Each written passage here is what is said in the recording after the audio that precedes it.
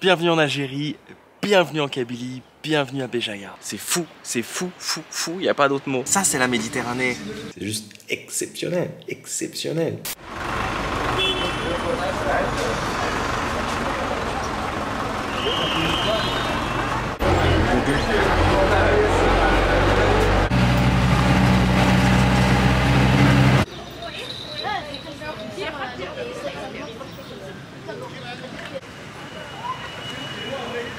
Salam alaikum les amis, Azoul, très ravi de vous retrouver aujourd'hui en direct de l'Algérie, en direct de la Kabylie, en direct de Béjaïa, deuxième réveil ici, ça fait trop plaisir d'être là. Mais très rapidement, permettez-moi de me présenter pour celles et ceux qui ne me connaissent pas, je m'appelle Ben et nous sommes en direct de l'Algérie chaque jour car oui, je poste une vidéo par jour en direct de l'Algérie. Donc si jamais vous tombez un petit peu par hasard sur ma chaîne comme ça, voilà, à la découverte, vous surfez sur internet, vous dites ah qu'est-ce que c'est et que ça vous plaît, et ben merci vraiment de prendre 2 secondes à chaque fois pour vous abonner, pour liker, pour commenter, pour partager, ça fait vraiment super plaisir. Donc voilà, merci pour le soutien. Et puis comment suivre en live mes aventures comme si vous y étiez bien avant mes vidéos YouTube, ça se passe sur mon compte Instagram Ben & Co. Dessus je poste plein de contenu, mais vraiment plein de contenu qui vient compléter et enrichir le contenu YouTube. Donc je vous conseille vraiment de m'y rajouter. Alors je vous fais le topo très rapide, de retour à la porte de Gouraya, là où nous étions hier, là où nous avons marché jusqu'en haut, le Yemak Gouraya qu'on peut apercevoir ici normalement, on verra pas très bien. Et puis un petit peu plus loin, le pic des singes. Mais aujourd'hui je ne serai pas tout seul, oui. Je serai accompagné de ma crème solaire. Puisqu'hier j'ai pris un sacré coup de chaud, donc j'ai décidé aujourd'hui de prendre une crème solaire car nous allons continuer ce que nous n'avons pas pu terminer hier, direction le Cap Carbon. C'est exactement la même chose de mon hôtel. Il faut prendre un bus, le bus numéro 15. Il y en a à peu près pour 20 minutes. C'est l'équivalent de 20 dinars, ce qui fait grosso modo 10 centimes d'euros. Et il vous emmène ici à un endroit où vous pouvez prendre donc des taxis collectifs. Aujourd'hui, j'ai pas le temps de le faire à pied pour la simple et bonne raison que déjà j'ai beaucoup pris le soleil hier, mais surtout que à 16 h je dois quitter la ville car je me rends dans la grande Kabylie, la haute Kabylie en fait, à Tizi Ouzou. Je rejoins mes amis algériens Yanis et Zizou qui ont tenu absolument à me montrer leur petit coin d'Algérie car ils sont originaires en fait de Kabylie et m'ont dit il faut absolument que tu viennes voir les montagnes, la nature, etc. C'est magnifique. Donc voilà, aujourd'hui faut qu'on fasse ça en taxi quoi qu'il arrive. Je vous propose qu'on ne perde pas plus de temps. On est parti, yallah. Comment tu t'appelles, pardon? Mourad. Mourad, enchanté. Ouais. Donc toi, tu as habité à Marseille? J'habite à Marseille, oui. Tu habites ou tu as habité? J'habite. Je m'ai habité. Habité, d'accord. Je pars, je reviens. T'es resté combien de temps à Marseille? 15 jours. 15 jours, d'accord. Ah, tu fais des allers-retours? Ouais.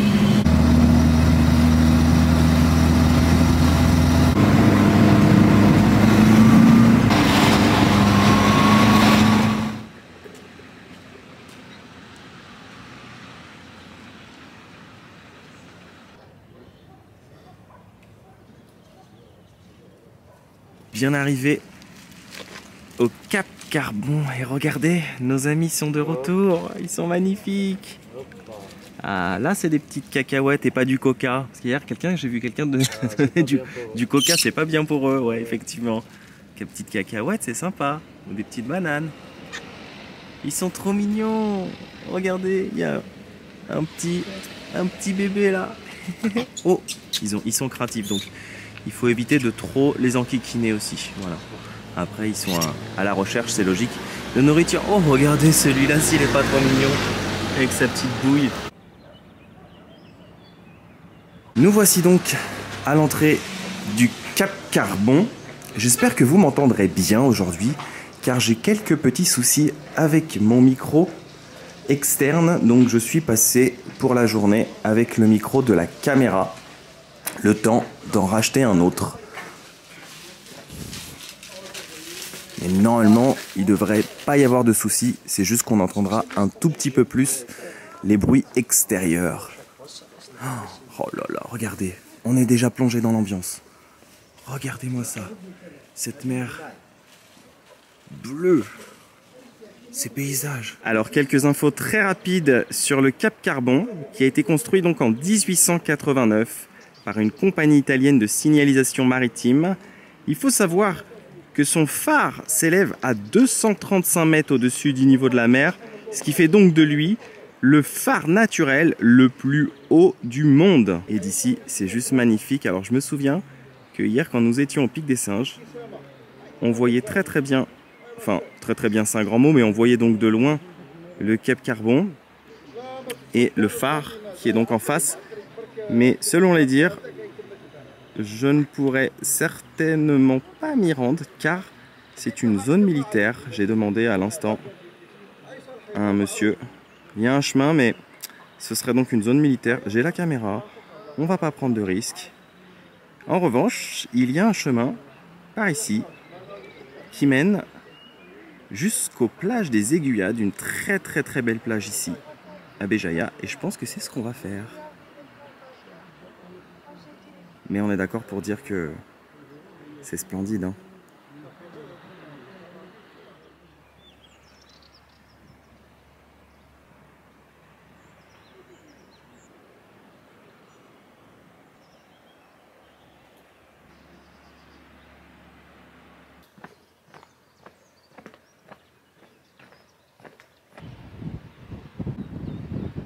On va pas se mentir, la balade est plutôt agréable, c'est calme, on entend le bruit des vagues, le chant des oiseaux, c'est vraiment trop kiffant. D'ailleurs au fait j'ai oublié de vous dire, pour venir ici avec le taxi collectif, on n'a pas mis longtemps, hein, à peine 10 minutes, et c'est vrai que ça grimpe, donc je pense que j'ai pris la bonne solution, sinon on aurait mis très longtemps je pense. Et ça m'a coûté seulement 400 dinars, ce qui fait grosso modo un petit peu moins de 2 €.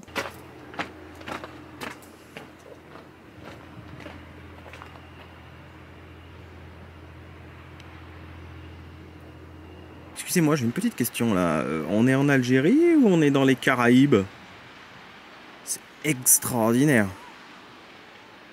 Extraordinaire.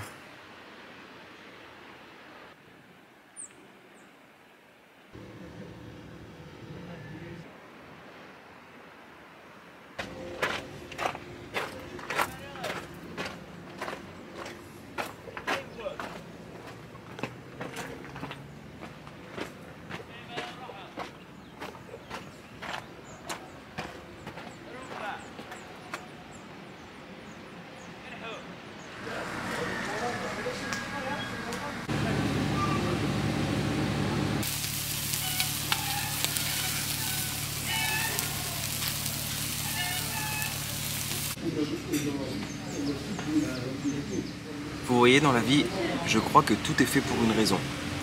C'est-à-dire que si hier, finalement, j'étais allé au Pic Carbon en fin de journée pour voir le coucher du soleil, bon, j'en doute pas que ça aurait été magnifique, mais je crois que j'aurais peut-être pas vécu tous ces petits moments que je suis en train de vivre aujourd'hui. Là, il est 13 h. Je suis tombé sur un restaurant qui a une vue mais juste incroyable. Alors, je pense qu'il y en a d'autres un petit peu plus bas au niveau de la plage, mais j'avais pas envie de me prendre la tête. Il fait beau, il fait bon, le restaurant était agréable. J'ai dit, je me pose là, et je pouvais pas partir d'ici sans manger de bonnes sardines grillées. Alors hier, on s'est fait un bon poisson grillé, et là, sardines grillées. Ça, c'est la Méditerranée. Le soleil, les sardines grillées avec un peu de frites et un peu de salade, ça fait 450 dinars. Non mais je sais pas si vous vous rendez compte, avec ce cadre de vue que je vais vous montrer tout de suite, 2,12 €.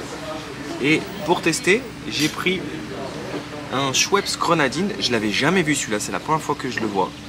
Je pense qu'on l'a pas en France, enfin du moins j'en sais rien. Je bois pas trop de boissons gazeuses en général, mais je voulais le tester. Par contre, waouh, il est chimique, hein, il est bien rose, il y a beaucoup de colorants. Et je vais pas vous mentir, il est beaucoup trop sucré. Je préfère sincèrement le goût du Selecto. Mon préféré c'est le Selecto rouge, voilà, tout simplement. Les autres sont très bons, hein, mais j'ai voilà, une petite préférence pour le Selecto rouge. Mais bon, on savoure, on est là, regardez. C'est pas magnifique franchement. Je vois des jeunes là-bas qui sont en train de se baigner. Donc voilà, ça c'est mon cadre de vue de ma pause déjeuner aujourd'hui. Sahara, comme on dit. Qu'est-ce que ça donne? Qu'est-ce que ça vaut ces sardines grillées? Un peu de protéines, hein. On remet un petit peu de carburant dans le corps. C'est délicieux, vraiment délicieux. C'est trop agréable en plus. On entend des coqs chanter juste à côté, la vue. Non mais, sincèrement. Mais, que demande le peuple?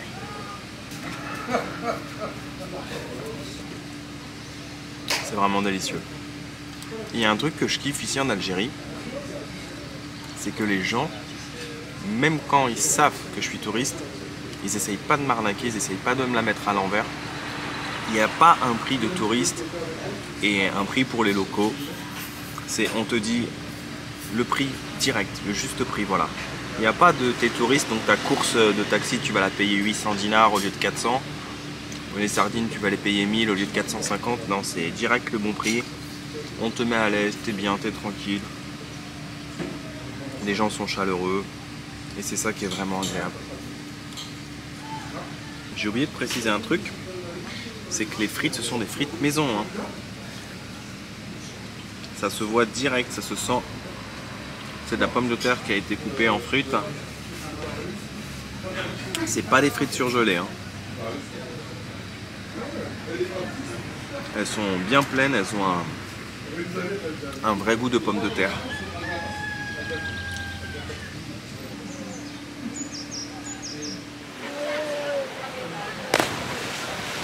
Première baignade officiellement ici en Algérie, dans la Méditerranée algérienne. L'eau est juste trop bonne, à la température parfaite, c'est-à-dire qu'elle est ni trop chaude, ni trop froide. C'est juste trop agréable, voilà, on est mi-mai et on se baigne ici en Algérie. On est juste trop bien. Par contre, j'avais oublié mon short de bain. Du coup, je me suis dit, si j'y vais en caleçon, ça se fait sûrement pas, il y a des dames, etc. Donc, j'ai demandé à plusieurs personnes pour être sûr, voilà, de déranger personne. Je ne veux pas justement mettre mal à l'aise les gens, donc j'ai demandé vraiment à plusieurs personnes si ça dérangeait que j'y aille justement en caleçon. C'est un caleçon quand même qui est long.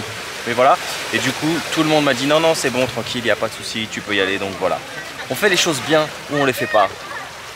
Et maintenant, on va profiter pour se rafraîchir ici, à la plage.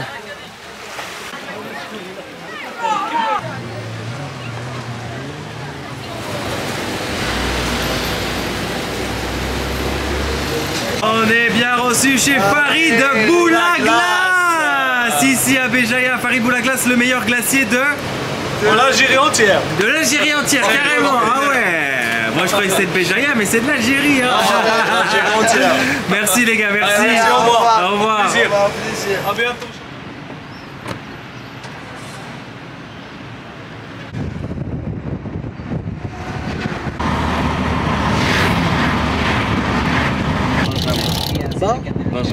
بنجامة ستان دو ليزون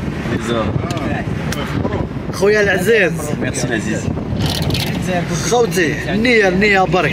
Merci. Et toi comment tu t'appelles? خليها على ربي وصدم. Comment tu t'appelles?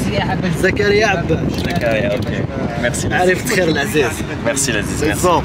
Merci l'Aziz. J'ai appris Azoul. J'ai appris comment on disait Rouya aussi. Apparemment on dit Yemma. Egma. Egma. Ah, Egma.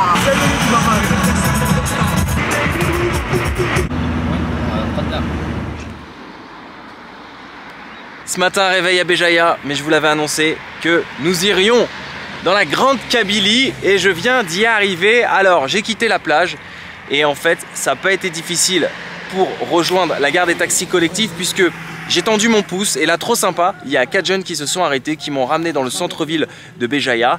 Et puis après, j'ai pris mes clics et mes claques et j'ai pris donc un taxi collectif pour la modique somme de 500 dinars, ce qui fait grosso modo un petit peu plus de 2 €. Et environ 3 heures plus tard et quelques haulkers, on a traversé les montagnes pour entrer dans la Haute-Kabylie. Nous voici arrivés. Mais où sommes-nous mes chers guides? On n'est pas en Suisse là, rassurez-moi. On est à Tizi Ouzou. Ouais. À Tizi Ouzou. Donc là on est toujours à Tizi Ouzou. Ouais. D'accord. Parce que je voyais qu'on commençait à s'enfoncer dans les terres. Donc j'ai rejoint mes amis algériens, Encore mes une fois. amis kabyles. Ouais. Yanis, son cousin Elias, Zizou, non pas Zidane, le vrai Zizou, kabyle. Et donc là on est où? Là, c'est le grand barrage. C'est magnifique. Ouais. En plus avec... D'accord. avec ces couleurs de fin de journée comme ça. C'est magnifique. Donc voilà, c'est mes guides et c'est eux qui vont faire visiter leur petit coin d'Algérie, leur petit coin d'Algérie, leur petit coin de Kabylie pendant ces 2 prochains jours. Alors là, on sent qu'on s'enfonce vraiment dans les terres kabyles. On est dans les montagnes, on a un panorama magnifique sur la route et on a tellement de mal à monter qu'on est en première, si c'est pour vous dire à quel point ça grimpe. Mais franchement, c'est juste un délice. Comme je vous ai dit, en plus avec ces couleurs de fin de journée, c'est magnifique. Alors nous venons d'arriver dans un petit village à quelques kilomètres de Tizi Ouzou qui s'appelle Bni Douala. Et en face, mes amis m'ont emmené visiter la maison d'un chanteur très populaire ici en Kabylie qui s'appelle Lounès Matoub, que je ne connaissais pas pour être totalement honnête avec vous. Mais le voyage, ça sert à ça. Ça sert à découvrir, ça sert à apprendre. Très très apprécié des Kabyles, qui a été donc assassiné parce que c'était un chanteur apparemment très engagé. Donc là on a des reliques, si je peux dire ça comme ça. En fait, sa maison est devenue un musée et ça c'est sa voiture apparemment qui aurait été donc criblée de balles. Ils ont laissé sa voiture et puis là il y a son portrait et la vie continue. Donc c'était ce cher monsieur juste ici. Et il chantait quel type de chansons? Ce chanteur, il chantait des chansons kabyles, il chantait des chansons... C'est comme le chabi. D'accord. Ouais. C'est donc des chansons traditionnelles kabyles. Ouais, c'est ça. Et il était apprécié de tout le peuple algérien, pas seulement que des Kabyles. D'accord. Et donc là, c'est sa tombe. Ah ouais, d'accord. Ils n'ont pas fait les choses à moitié. Hein. Une grande fresque derrière. Donc, vous voyez, 1956, 1998. Et c'est écrit donc en berbère dessus. D'accord. Avec bien évidemment le symbole kabyle. Hein. La croix kabyle. Hein. On sent qu'on est vraiment imprégné dans cette culture. Il y a vraiment une attache très très forte hein, dans la culture kabyle, la culture berbère. Vous voyez même carrément les barrières, c'est la croix kabyle. Normalement on peut le visiter, hein. C'est un musée mais sauf qu'on est arrivé un peu tard, c'est fermé. Sa femme elle habite ici. Ah, il y a toujours sa femme qui habite ici? Sa femme et sa sœur. D'accord, ok. Regardez, il y a un chat sur la fenêtre. Ouais, effectivement, je vois la fenêtre ouverte. Donc en fait, non seulement la maison c'est devenu un musée, mais en plus il y a toujours des personnes qui habitent ici. Voilà. Moi, sa sœur et sa femme. D'accord. Ça c'est le symbole de la Kabylie, tu vois. Si tu connais pas ça, t'es pas Kabyle. Ouais, bah moi je suis pas kabyle, donc c'est pour ça que je connaissais pas. Mais après, si on s'intéresse un petit peu, ce que je veux dire, un petit peu de culture G, on peut connaître, mais moi, voilà, je vais pas faire le mytho, je ne connaissais pas. Mais c'est bien le voyage, ça sert à apprendre. Exactement. Bon, je vous montrerai un petit peu mieux demain quand il fera jour, mais nous venons d'arriver dans la maison familiale du cousin de Yanis. Et c'est ici que nous passerons la nuit. Et voilà l'hospitalité kabyle. Aussi, hospitalité algérienne, hospitalité kabyle de mes hôtes qui m'ont préparé un petit repas. Donc nous sommes perdus en Kabylie. Nous sommes où exactement? Nous sommes à Aït Hamsi. Aït Hamsi. Aït Hamsi. D'accord. C'est un petit village. D'accord. Et donc là, c'est la maison de tes grands-parents, de tes arrière-grands-parents. Exactement. Et maintenant, elle est à toi? Non, ça reste. Elle appartient toujours à mon grand-père. D'accord. C'est vraiment traditionnel, j'ai remarqué le camembert ici en Algérie. Souvent, par exemple, j'allais manger dans le restaurant de grillade, quand je demandais une salade, ils me mettaient toujours du camembert. Ah, c'est du camembert algérien? Ouais. Tassili. Ouais. Ah ouais. Made in Algérie. Tassili. Ah ouais. Même bonne marque à vous. Président. Il est bon? Camembert algérien? Oui. Ça ressemble plus à du brie qu'à du camembert. Exact, ouais. Ouais, c'est plus doux. Ouais. Mais sinon, oui, c'est très bon. C'est juste qu'il est neuf. Il a le temps de maturation. Ouais, non, mais moi j'aime bien comme ça. C'est très très bon, ouais. Tu le manges dans. Et ça, c'est les pâtes kabyles, c'est ça? Pâte Yanis. Ces pâtes-là, il y en a même en France. C'est des pâtes faites par un Kabyle. Ouais. Bessara. Merci. Il n'y avait rien à manger, limite, il y avait tout qui était fermé. الصحة لكم. الله يسلمك. Donc toi tu viens ici une fois par semaine? Ouais. Vraiment pour te ressourcer parce que genre Alger c'est C'est la grosse ville et t'as besoin vraiment de se ressourcer. On peut dire qu'on est à la campagne en fait tout simplement. On est à la campagne. On est à la campagne. T'es pas sorti dehors? On va rentrer encore. Ouais, c'est le silence. On verra dès demain pour. Tu vas te choquer demain. Putain si j'avais mon gros, demain tu vas te Si choquer. j'avais mon gros. Aujourd'hui J'ai droit il y a hier hier au pic des singes. Oui, malheureusement, j'ai pas pu le prendre. À l'aéroport, il est interdit. C'est interdit en Algérie, c'est interdit au Maroc, c'est interdit en Tunisie, ouais. Oublie. On n'a pas d'électricité là, dans cette pièce, c'est un peu rustique. C'est la salle de bain. Et ça, c'est un petit peu la face cachée de mes voyages. Comme j'ai toujours dit, pour voyager, il faut voyager léger. C'est très important. Donc c'est pour ça que j'ai très peu d'habits avec moi et que je n'achète rien. Le but, c'est justement de ne pas s'encombrer avec des choses inutiles. Surtout que j'ai déjà mon ordinateur, ma caméra, d'habitude j'ai mon drone aussi avec moi. Mais voilà, donc pour voyager léger, c'est le rituel. Chaque soir, il faut laver ses vêtements. C'est comme ça que ça se passe, non pas chez McDonald's, mais en voyage. Il faut rester propre, très important. Confortablement installé dans mon lit de fortune pour ce soir, dans la maison familiale d'Iliès. Fin de journée, fin d'épisode. J'espère que vous avez passé un agréable moment en ma compagnie. Moi, j'ai passé vraiment une excellente journée. Que vous dire? Je pense que les images ont parlé d'elles-mêmes. Le Cap Carbon, c'était magnifique. La petite balade comme ça qui descend jusqu'à la plage, c'est juste incroyable. On arrive à chaque fois sur des spots avec des points de vue où on admire la mer d'un bleu turquoise. C'est juste exceptionnel. Je me suis posé la question aujourd'hui de savoir si j'étais dans les Caraïbes ou si j'étais bien en Algérie. Non, j'étais bien en Algérie.